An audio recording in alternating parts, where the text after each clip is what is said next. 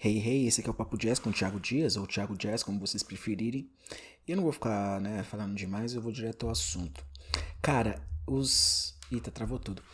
Cara, os almoços com a minha família, com meus pais, são realmente assim. Eu poderia colocar pra gravar algumas coisas, né? Porque, na verdade, as conversas que mais rolam são entre minha mãe e eu. Né? Meu pai geralmente é mais quieto, fica mais na dele. E realmente, assim, claro que né, sempre tem às vezes tem uns desentendimentos, uns arranca-rabos, como faz parte. Mas ao longo dos anos também, né, também com a necessidade de ficar em casa todo o tempo, né, com a pandemia,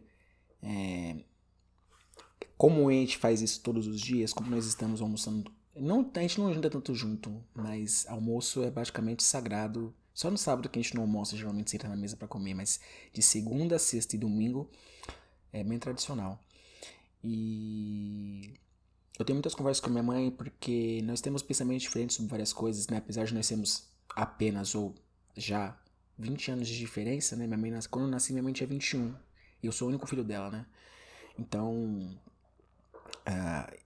por mais que algumas pessoas vejam quando tem pais assim dessa certa idade, mas não são tão velhos assim, porque geralmente os pais das pessoas que eu conheço têm 30, 40 anos de diferença. Então são duas gerações, uma geração e meia de diferença de alguns pensamentos. Então às vezes tem muitos embates, as pessoas às vezes nem sentam para conversar sobre algumas coisas, né? Porque não conversam, não batem um assunto, um vai ter um pensamento muito rígido, o outro não.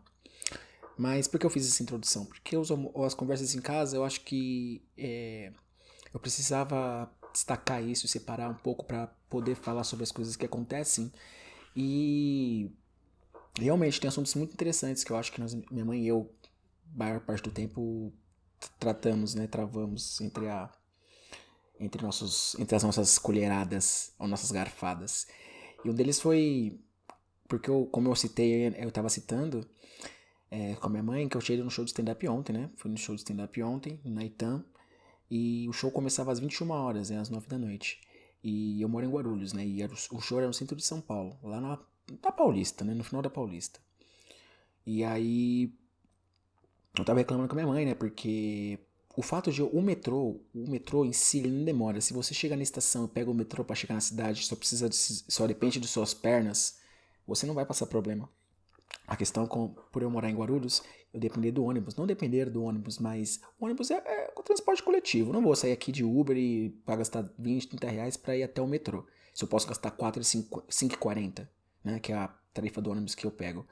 Então eu não vou fazer isso. E assim, né? Eu sou uma pessoa urbana, então eu vou privilegiar sempre o uso do transporte público coletivo. Para mim, era para ter sempre vários ônibus ou de madrugada, whatever, tanto faz, assim, porque as pessoas têm necessidades de fazerem as coisas. Por mais que tenham poucas pessoas na rua, menos pessoas na rua, é importante ter uma linha de ônibus ali que faça alguns trajetos. Aqui na cidade de Guarulhos tem um que faz do aeroporto pro shopping internacional. Ele meio que cruza a cidade, né? Eu acho que ele passa nos pontos mais importantes, ou talvez que tivessem mais pessoas, porque é onde fica a zona de comércio, a zona do entretenimento, do lazer, né? Que resume-se a um monte de bar numas avenidas mais centralizadas da cidade. E é isso. Então, tem uma linha só de ônibus. E pela potencialidade econômica da cidade de Guarulhos, que poderia ter bem mais, mas já vou chegar nesse assunto, eu tava falando sobre outra coisa. E eu tava reclamando com a minha mãe, porque eu não aguento mais nesse sentido de morar em Guarulhos, porque apesar de adorar Guarulhos, eu estou aqui na minha cidade gravando um podcast pra vocês e não tem um barulho, eu fechei a janela, claro, mas não tem um barulho de trânsito, buzina, gente louca gritando. Às vezes tem umas crianças gritando aí, cachorro latindo, mas é raro. Assim, é uma paz, é um silêncio. E eu não tô tão longe da capital. Tô uns 20 minutos, 15 minutos, dependendo de onde você entrar, dependendo do ponto de referência, né? Então, eu acho que é muito. Esse fator, né, de morar em Guarulhos, numa cidade da Grande São Paulo, que tenha menos, né, barulho, menos gente circulando, fazendo as coisas, é um ponto interessante e muito bom. Se você é mais na sua, não sai tanto de casa, isso em uma situação que não existe a pandemia. Se você está em casa, se você vive muito bem com suas coisas ali, se você vai no mercado, se você vai ali no shopping, se você vai no parque do seu bairro ou da cidade, ok, serve para você, né?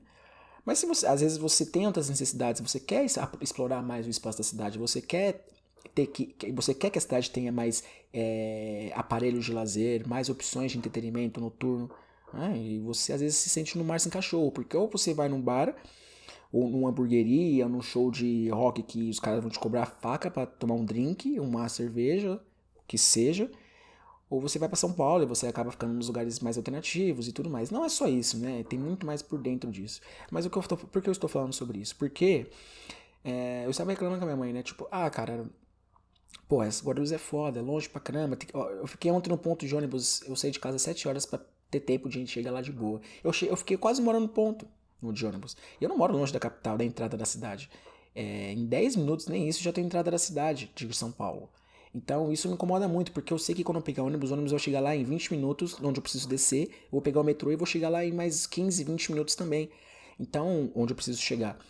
Então isso me incomoda muito. Domingo, então, eu falo isso porque já vem de um histórico. Domingo aqui é horrível, é aquela coisa, né? Eles não fazem ônibus pra você se divertir, pra você se deslocar de um lugar a outro, pra você encontrar sua namorada, pra você visitar seus pais, pra você fazer o quê? Eles colocam ônibus nos dias que você tem que trabalhar e já era. O ônibus é pra isso. O ônibus, pelo menos aqui em São Paulo, no Brasil, eles são pensados pra que você vá trabalhar e se desloque pro trabalho e foda-se, pra estudar no máximo.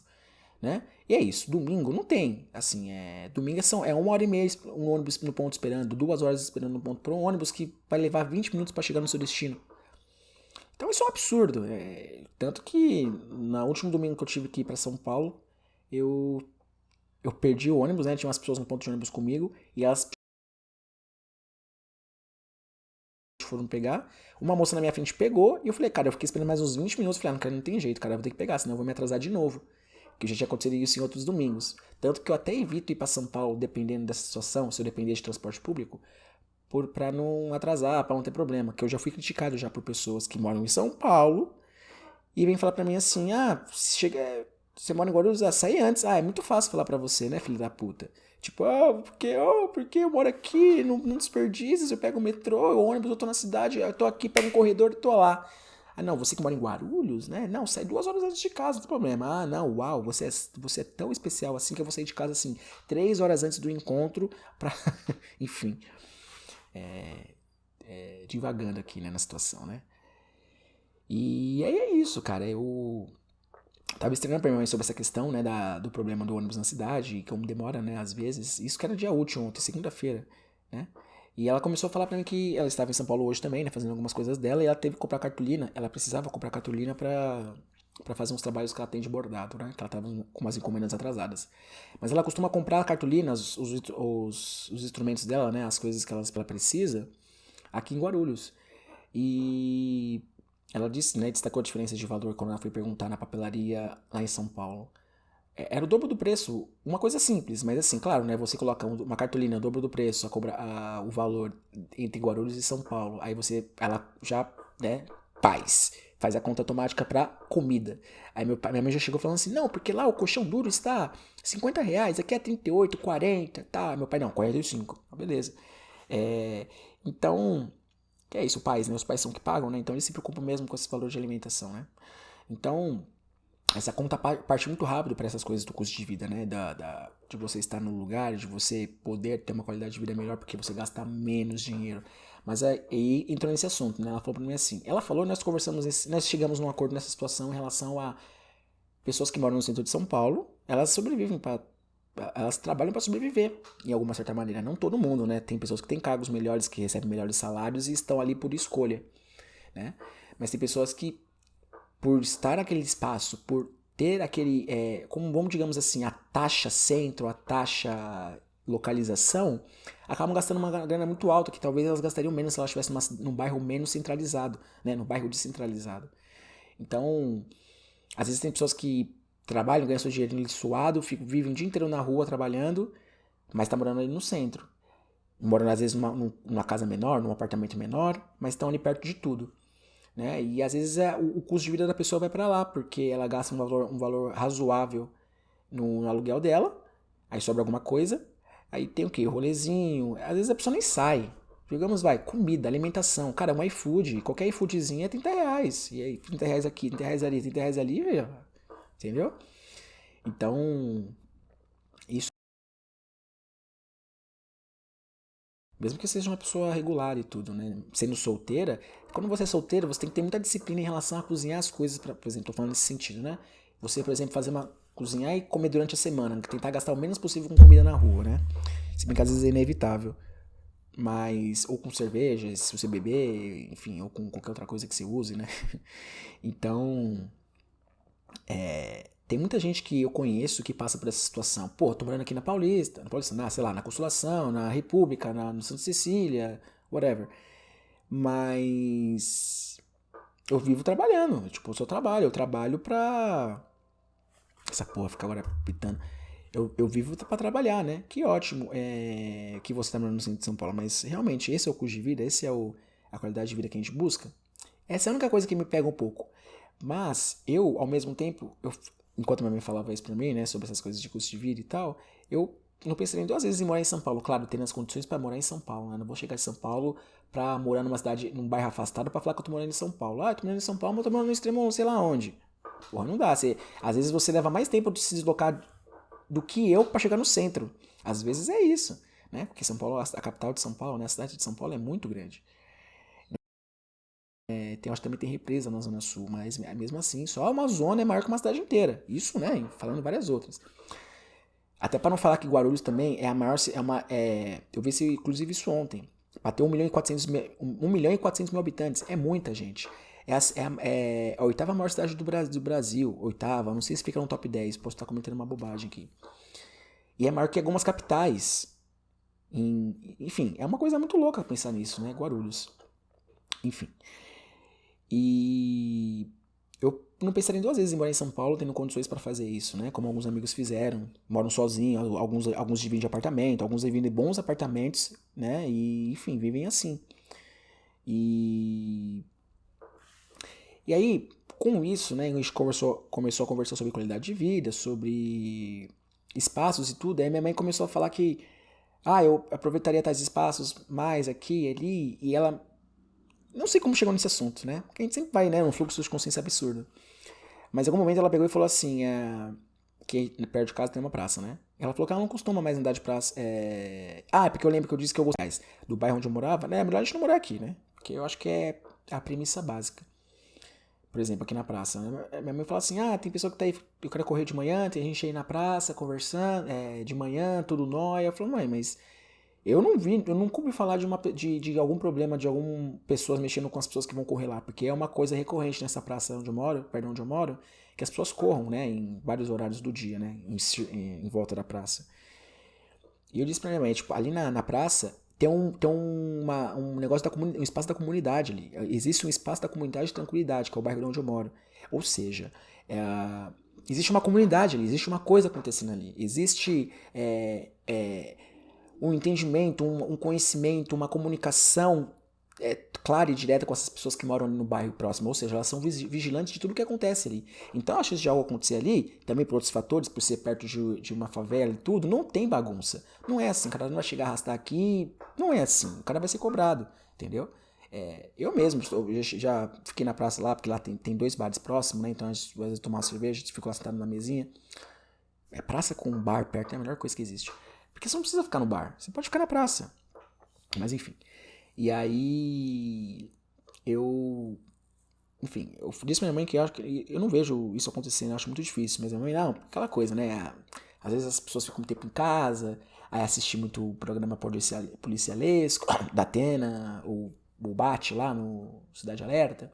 Aí fica com uma coisa assim, claro que essas coisas são reais e não podem fingir que não existem, claro que são. Só que é uma porção, uma fragmentação do que acontece na realidade. Não é todo mundo que passa por aquela coisa. É um caso específico que eles levantam a potência máxima. Claro que existem vários crimes acontecendo ao mesmo tempo na cidade e que eles não vão conseguir fazer reportagem e tudo. Mas essa sensação que as pessoas às vezes têm, pessoas geralmente mais velhas, até que deram vazão, não só isso, mas isso é uma das gotas do oceano que trouxe esse problema que nós temos agora na presidência, no governo, são essas coisas. As pessoas acham muito demais que o mundo é extremamente perigoso, que o mundo é muito hostil. Não que o mundo não seja perigoso e hostil, só que já foi muito pior e as pessoas não sabiam disso. A gente tem mais noção das coisas agora. Claro que, historicamente, as coisas vão melhorando. Né? A gente não pode dizer que o mundo antes era melhor. Né? Quem fala isso é maluco. o mundo era melhor. A pessoa não sabe do que tá falando. O mundo, ele é melhor. Não é um mundo ideal, mas ele é um mundo melhor. Só que não é por causa disso, que é uma discussão que eu tenho com minha mãe frequentemente, porque a gente vai, beleza, tá melhor agora, então ok. Não, o fato das coisas acontecerem é porque as pessoas estão lá reclamando, tentando fazer a diferença, tentando causar transformação no mundo que vive, né? Ele quer muito, essas pessoas querem que o mundo seja melhor para suas futuras gerações, mas as pessoas querem que o mundo seja melhor para elas mesmas também, porque a gente vai morrer, quem acredita nisso, né? Vai morrer e já era. Então, não tem para onde correr. Então a gente quer o agora, então a gente vai reclamar, vai falar merda mesmo, vai pedir o que quer. E isso rola muito confronto, muito embate com a geração anterior, com as gerações anteriores, porque parece que a gente tá numa ânsia, que a gente tá reclamando de tudo, que a gente tá só militando, que a gente tá lacrando, não sei o que, blá. Que eu falo com minha mãe, né? Por exemplo, ela foi citar um caso de uma pessoa que eu não sei quem era agora, que é historiadora, não sei se ela conhece pessoalmente, só ela viu no YouTube essa moça. Eu acho que ela viu no YouTube. Que ela tava contando a história de vida dela, que ela trabalhava, que ela acordava às 5 da manhã pra chegar no trabalho às 7h30 pra entrar às 8, aí ficava na rua até meia-noite, porque saía do trabalho e ia estudar, né, pra faculdade e tudo. Eu falava, não, mas como essa mulher estudava? Porque ela chegava em casa, ela dormia 4 horas pro dia seguinte. Aí minha mãe, que sempre pega nessa coisa, mas ela sobreviveu. Sim, ela sobreviveu, claro, mas a que custas? Com qual carga emocional? Essa pessoa, pra ela chegar lá, ela teve que superar inúmeras coisas, se ela sendo mulher ainda. Então, provavelmente ela teve algum esgotamento mental, físico também nem se fala, né? Porque imagina essa rotina da pessoa ficar estudando e trabalhando e para de repente só final de semana para poder estudar, né? Ainda mais história, que é uma coisa que exige muita carga de leitura, né? Como outros cursos de humanas. Então, eu acho isso muito louco mesmo. E deixa eu ver quanto tempo tá de gravação. Pô, 17 minutos eu tô falando pra caralho, hein? Mas enfim. E eu disse a ela que não é o ideal, né? Que as pessoas não deveriam, né, ter essa situação. Aí nós entramos na questão, não com essas palavras, mas a gente entrou nessa questão de descentralização do trabalho, né? De as pessoas terem que se deslocar tão longe de casas para poderem trabalhar, né? Que era importante, como já tivemos projetos, né? Que sempre falam que vão ter coisas descentralizando o trabalho e para as pessoas se deslocarem menos e terem mais qualidade de vida. Eu falei assim, claro, isso é importante, mas isso também passa pelos aparelhos de lazer. Não adianta a gente fazer uma praça assim... aliás, não adianta ter um bairro com uma densidade populacional gigantesca, com várias pessoas, e não ter um espaço de lazer. Tem um shopping, até o caso que eu citei com a minha mãe, né? Porque a gente entrou numa discussão um tempo atrás, porque ela meio que criticava a existência de bailes funk. Eu falei assim, beleza, você pode ter ser contra o baile funk, mas qual que é o espaço de lazer que essas pessoas têm ali? Não é? Então, o que elas vão fazer? E que jovem não se aglomera, não ouve música, não se junta? É a expressão genuína e clássica da diversão. Não estou falando atribuída aos jovens. A diversão em si, a diversão pela diversão. As pessoas vão se reunir, beber, e azarar, usar um negocinho, curtir o som. É isso, a essência é essa. O problema é onde são feitos os espaços.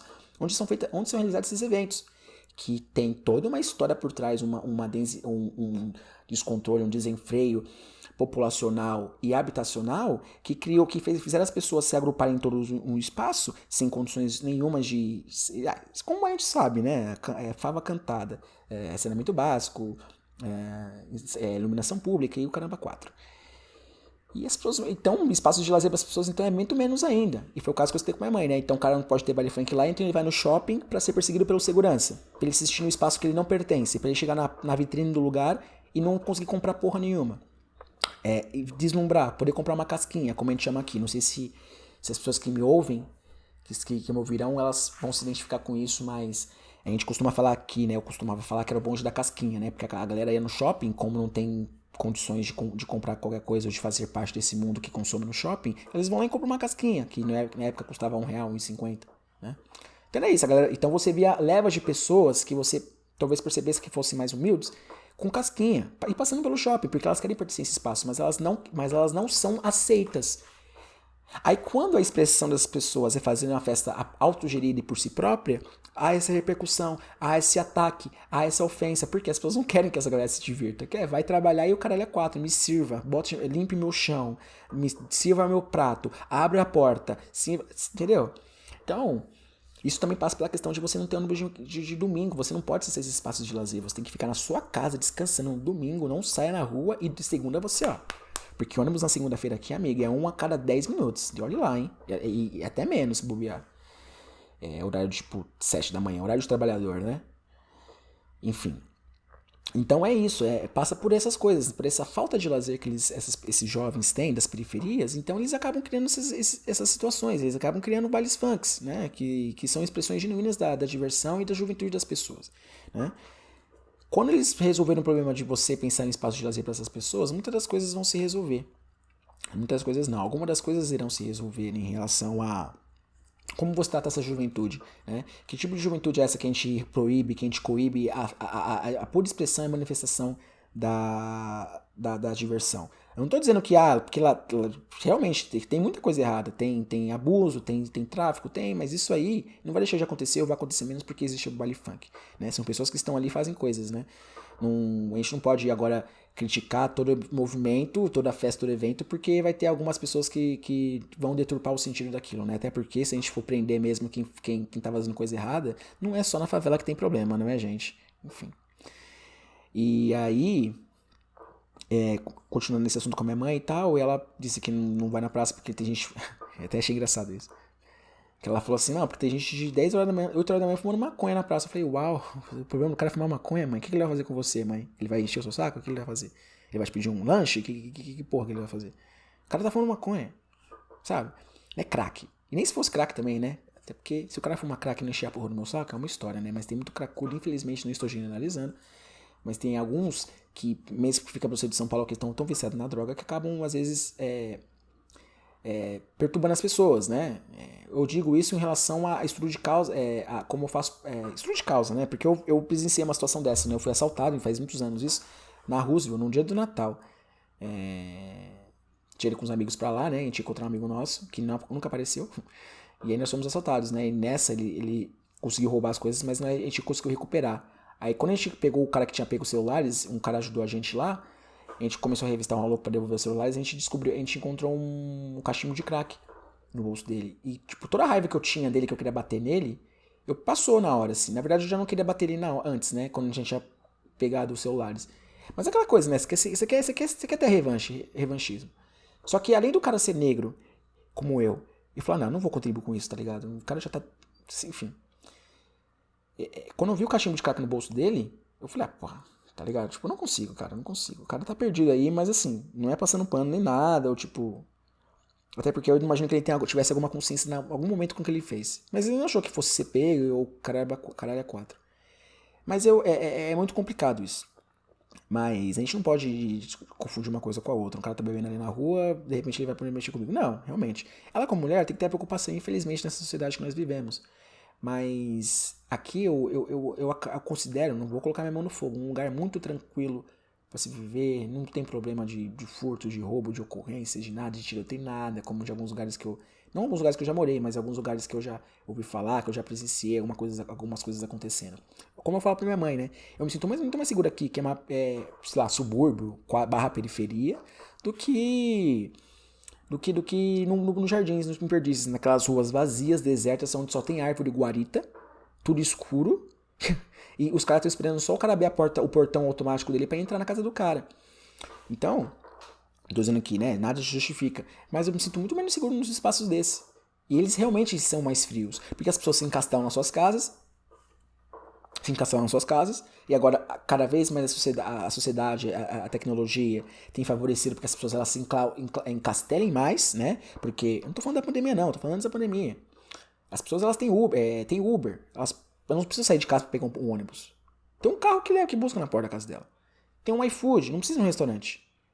Não, como já não existe esse delivery, né? Mas assim, vamos ser sinceros, né? Delivery de restaurante é uma coisa, iFood é uma coisa completamente diferente. Ela transformou o mercado da alimentação. Transformou. Não adianta a gente ficar aqui, não. Transformou. Pro bem e pro mal. Muito mais pro mal, né? Digamos, vamos ser sinceros. Então, é muito diferente hoje. É muito diferente. Hoje em dia, pra você ter uma noção de como transformou, as pessoas não associam mais a ideia de iFood, de ir no restaurante. Elas associam com iFood. Tem gente que fala pra mim, gente da minha idade, 20 e poucos, por que eu vou sair de casa pra comer na rua se eu posso pedir um iFood? Cara, que absurdo. Que absurdo, tipo... então eu vou deixar de ter... Não tô falando da questão da pandemia, né? Tô falando até de momentos antes disso.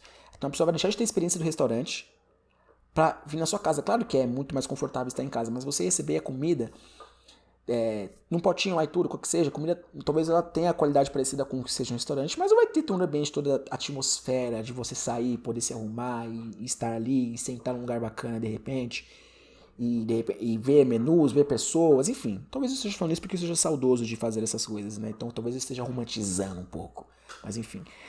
E aí, eu não sei, transformou muito. Então as pessoas elas não saem de casa, elas não saem, elas não se deslocam para os espaços, elas vão do A ao ponto B da forma mais prática que tiver possível. Elas chamam Uber ou whatever, entendeu? Ou pedem um iFood para que cheguem até elas. Então as pessoas, esses espaços, né, as pessoas elas cada vez menos estão na rua, elas compartilham espaços. E aqui no meu bairro, eu fico muito feliz quando hoje eu sei que umas 7 da noite, quando as pessoas estão voltando do trabalho, e até um pouco mais tarde, as pessoas vão estar na rua, conversando. Não aquela coisa escandalosa. Estão na rua, na calçada, conversando, batendo um papo. Então, falando sobre qualquer coisa. Aqui na minha rua, até hoje, é uma coisa que eu acho muito tradicional. Você sabe aqueles velhos que ficam sentados na porta de casa, tipo, só vendo movimento? Não tá acontecendo porra nenhuma. Nada está acontecendo na rua. Tá passando um cachorro cafundando no lixo. Mas elas estão lá na rua sentadas. Elas fazem isso todos os dias religiosamente, como eu já vi aqui. Na minha rua, acho que tem uma ou duas pessoas que fazem isso. Inclusive, tem um senhor que faz isso. Eu moro aqui há 10 anos e nunca cumprimentei o rapaz. Mas enfim, o senhor, né? Porque eu sou dessas. Mas é muito louco isso. Não que dizendo que isso é o ideal, como eu gostaria que fosse, mas é uma coisa que acontece, é uma prática. Você consegue imaginar isso numa cidade, num bairrozão mais elitizado? Não consegue imaginar. Né? Então, e as pessoas conversando na rua, as pessoas saem na rua, as pessoas falam, as pessoas brincam na rua, as pessoas conversam, as pessoas vão aqui e ali, às vezes passa o carro com som que é demais, mas enfim. Então você vê isso acontecendo. Então você se sente, tipo assim, eu estou, por mais que você não esteja ali, eu faço parte dessa comunidade de uma certa maneira, porque eu estou aqui, às vezes eu vou lá e converso com o cara da padaria, como conheço, eu converso com o cara da pizzaria aqui do lado, e nós trocamos uma ideia, eu falo com a costureira aqui do lado também, ou o cara da loja de materiais de construção, a gente precisando de alguma coisa aqui, eu vou lá e compro, entendeu? É meio que isso. E nos lugares hoje em dia, quanto mais encastelados eles, mais afastados eles são, menos as pessoas têm essa interação. E isso é um problema para gerações mais novas, essa geração TikTok, porque elas centralizam tudo no virtual, no mundo que não está ali, né? Um mundo que não é palpável, não é o tácito. Então, essas pessoas, com o tempo, elas vão tendo menos capacidades e faculdade no sentido mental, de comunicação, de relacionamento, de escutar o outro, ouvir. Então, não estou dizendo que eu sou perfeito nisso, eu também tenho vários problemas com isso. Mas não é por causa da geração, é por causa que eu sou maluco mesmo.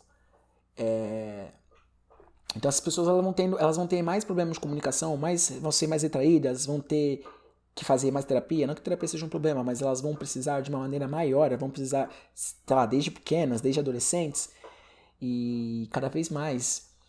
E é isso é assim, ó como eu comecei a falar de uma coisa e tudo isso leva, né? É porque eu também falo pra caralho. Mas como as coisas levam, como tudo isso chega e como tudo isso vai pra algum lugar. Né? É uma bola de neve. Você começa aqui, que desencadeia uma coisa ali, que tá tudo ali, que leva ali, blá blá blá. Então quando a gente vê, a gente tá todo perdido, fudido e largado na rua. Né? E aí é meio que por aí. Cada vez mais as coisas têm ficado mais isoladas. As situações, as vivências, as pessoas são mais isoladas e separadas. E a pandemia potencializou isso, né? Claro que as pessoas elas têm ânsia também com a restrição de poder estar com seus amigos, pessoas que você gosta. Isso também cria um desejo muito grande nas pessoas de quererem fazer isso de novo. E então, vamos ver o que acontece quando a pandemia passar e as pessoas puderem fazer o que elas sempre fizeram, né? E aí é isso. Eu tava falando com a minha mãe sobre essa questão do espaço de lazer, da pessoa, além de ser descentralizar o trabalho, que as pessoas também tenham instalações de lazer, né, onde vivem. Porque não adianta ela só poder trabalhar lá, mas ela vai sair aonde? Vai fazer lazer aonde? Vai ter que se deslocar pra longe pra ter lazer? Não faz sentido. Né? Nem sempre faz sentido. Não é sempre necessário que a pessoa se desloque tanto para poder ter lazer, enfim. Então, com isso a gente entrou num outro assunto, né? Minha mãe, ela sempre tá ali pelo centro de São Paulo e ela disse que estão construindo um hospital de referência para mulher na Rio Branco. Rio Branco, para quem não conhece, é uma avenida aqui em São Paulo, mas que ela passa pela Praça Princesa Isabel? Pela Praça Princesa Isabel, aqui em São Paulo, que é onde fica a Cracolândia, né? É um dos entornos ali da Cracolândia. E então, o que acontece? Tem coisas sendo construídas ali, empreendimentos sendo construídos ali. E a mãe falou assim, como que uma mulher vai se sentir segura em ir num hospital desse quando ficar pronto? Eu falei, mãe, lá vai acontecer uma coisa chamada gentrificação. Porque eu já falei sobre isso com ela, né? E até citei o exemplo de Estados Unidos, né? Porque tudo que acontece aqui no Brasil, aconteceu na Europa ou nos Estados Unidos de alguma maneira. Não é da mesma forma, mas acontece em algum momento isso vai acontecer aqui. E foi o que eu falei pra ela, né? Porque se você pensa nos anos 80, anos 90, bairros, né? Tipo Brooklyn e alguns outros, né? Eu tô citando Brooklyn, né? Que eu acho que é o melhor exemplo que temos da gentrificação. Eles tinham problemas de imóveis e tudo mais, e com o tempo foram abrindo lojas, e com o tempo também foram aumentando o imóvel. Então as pessoas começaram a sair dali, né? Pessoas mais pobres e tal. E começou a mudar a cara do bairro. E é um processo que tem acontecido em São Paulo. Em alguns lugares você percebe mais e outros menos, depende de quão centralizados eles são. Tem lugar que você percebe que ele tá super rápido acontecendo. Você vê loja que não tinha ali, você vê bomboniere, frutaria, negócio de floricultura. Estranho. Estranho não, né? Tipo, tô vendo o que tá acontecendo aqui. Inclusive, isso me lembrou um caso em Juiz de Fora, que é onde eu morava, né? Que eu fazia faculdade lá. Tem um bairro lá chamado São Pedro, que é um bairro residencial, que é perto da universidade, mas é um bairro residencial. Sempre tem a avenida principal lá, avenida de um ditador, inclusive, brasileiro. E sempre teve comércio lá, mas comércio assim, né? Mais comum, pô, um botecozinho, uma mercearia, pá, uma vendazinha e tal. Agora, isso que em 2019, né? Começou a ter padaria, sabe aquela padaria com catraca? Padaria com comanda? Padaria com comanda. Aí abriu uma boutiquezinha lá de flor, bonitinha. Acho que a loja de bike já tinha, mas sabe aquela loja que você fala, isso aqui é caro, se eu comprar aqui um negócio é caro, eu vou pagar pela experiência e não pelo produto direito. E você percebe, né, que vai mudando um pouco a cara. Aí depois começa, aí do nada, numa rua que era tipo só empreendimentos baixos ou algum prédiozinho de casas, aí você vê de um lado da rua construindo sabe essas galerias? Mini galerias. Você fala, uma mini galeria aqui? Beleza.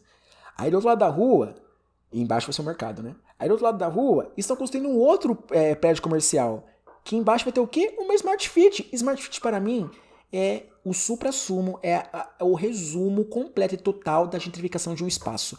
Pelo menos no Brasil ou em São Paulo. Uma Smart Fit no seu lugar. Se você vê uma Smart Fit no seu bairro do nada, acredite, o aluguel vai crescer. Não só Smart Fit, né? Pode ser vários outros exemplos. Mas enfim. Então isso tá acontecendo lá. E tipo, no bairro. Cara, lá tem um boteco lá que nós costumávamos ir. Baixinho. Bar sujo. Não tô criticando que o bar é zoado, nada.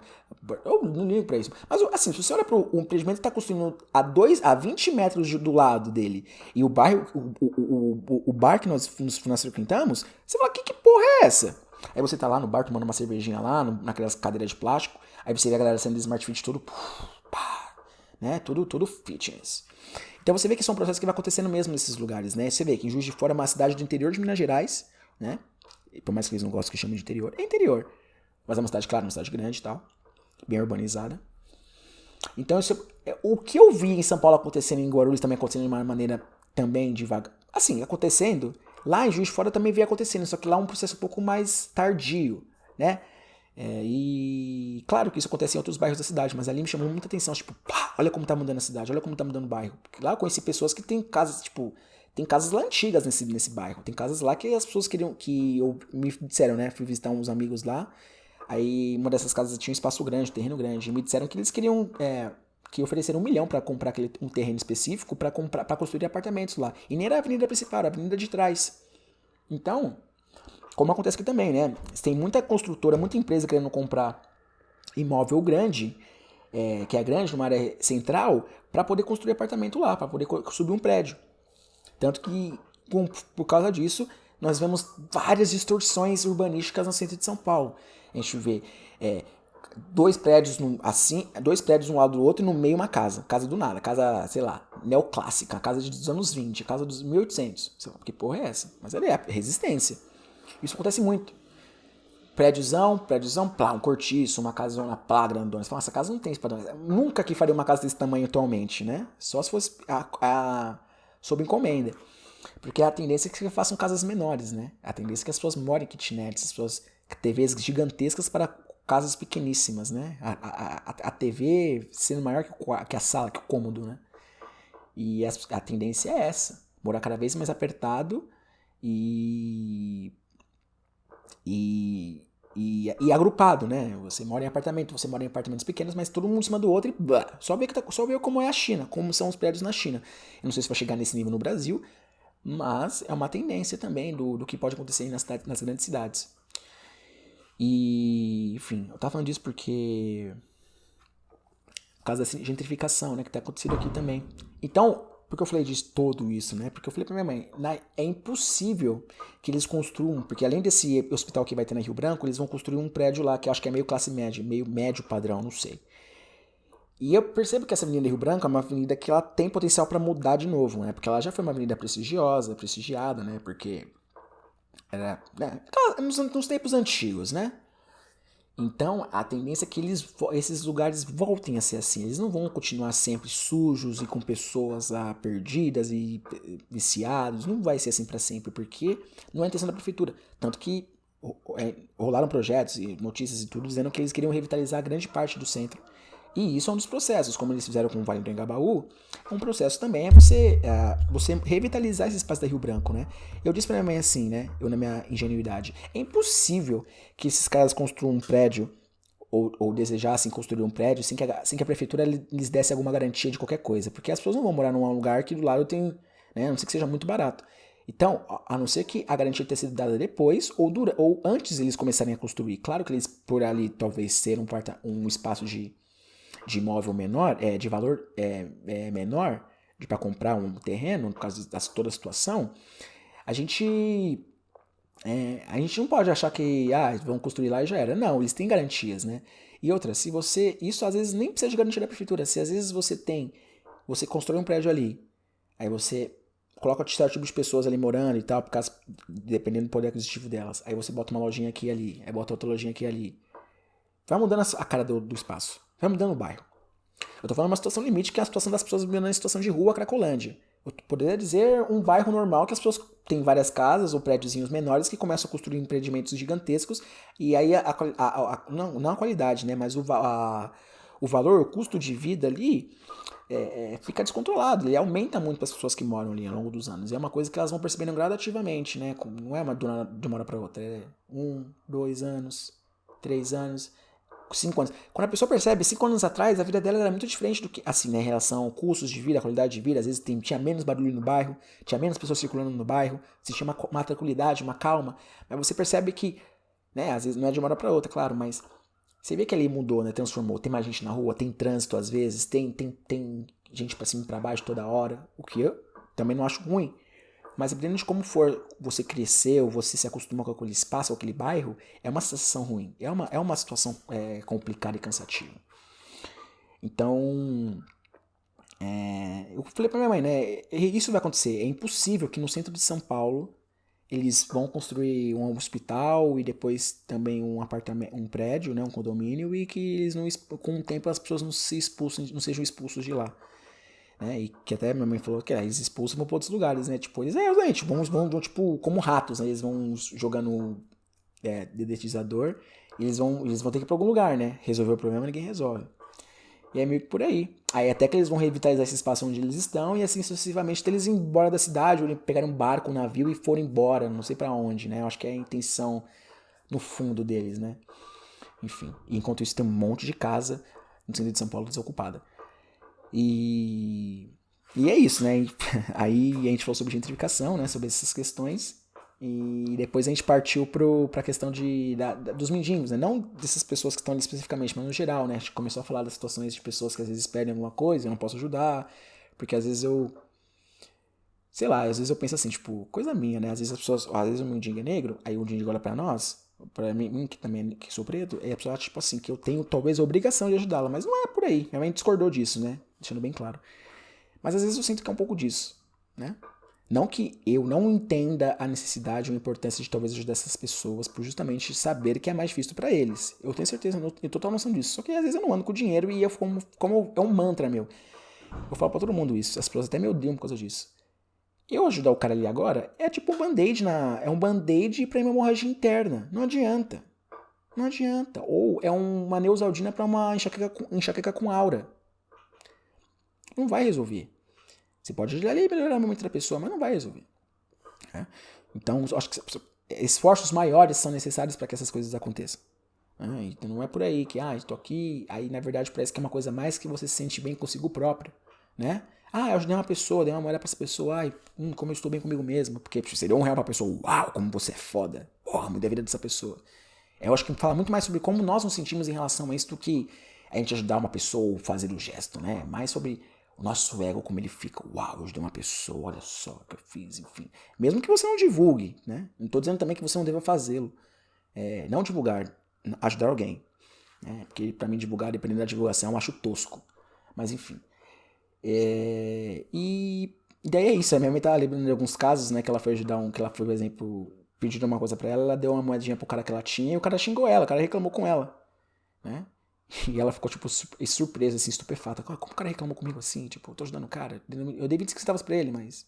alguma coisa. E eu achei isso muito engraçado, né? Porque às vezes a gente tenta ajudar as pessoas, né? Mas a gente ajuda como pode. E ela ficou muito brava com isso. Assim, na verdade ela não ficou brava com isso, mas eu falei pra ela assim: se essa situação fosse comigo, o cara me pega num dia ruim, ele vai ouvir tanto, ele vai ouvir tanta merda, né? Aí minha mãe fala assim: às vezes essas pessoas que estão nessa situação de rua, elas perdem a noção um pouco das coisas e às vezes se descontrolam, estão desesperadas, né? Também porque elas estão numa situação limite, né? Eu falo, realmente, faz sentido, né?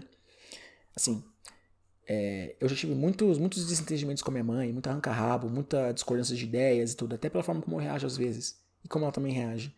Mas são coisas que são embates. Eu não posso, tipo, às vezes, pelo menos eu falo por mim. Ouvir uma coisa que a minha mãe fala, tipo, achar que é isso mesmo e tal. Às vezes ela tá com raiva e fala algumas coisas que eu não acho certas, então eu não vou deixar de falar. Eu acho assim, se eu não consigo expressar quem eu sou, meus pensamentos dentro da minha casa, o que eu vou fazer na rua? Eu vou ficar quieto e calado e falar, é isso mesmo, concordar com todo mundo. Não é por aí. Eu acho que, claro, que é um processo pra mim também de entender e escutar as pessoas, que é uma coisa que eu preciso melhorar também, que eu sei muito bem disso. Tento conversar, quando eu ouço às vezes uma opinião que que eu não concordo, sem às vezes sem muito embasamento, a pessoa dá, eu falo tipo, eu já fico meio, entendeu? Às vezes eu tenho que relevar, mas às vezes é difícil. Dependendo de quem fala, se é uma pessoa que você gosta, se é um amigo seu próximo e tal. Fala, pô, eu quero que essa pessoa pense diferente. Não pense igual a mim, mas ela reflita pelo menos sobre o que ela falou. E as pessoas às vezes elas têm sido rígidas, fechadas em relação a fazerem isso. Né? Eu falo isso, o próximo, o Joninho, a Luluzinha, qualquer um. Né? E isso é foda. Né? Mas é isso. Eu acho que essa primeira parte do papo foi bom. Acho que eu falei bastante. Pô, 43 minutos falando, que é isso, meu amigo? Melhor que encomenda, né? É sentar a bunda e fazer. Então é isso, pessoal. Até uma próxima. Tamo junto.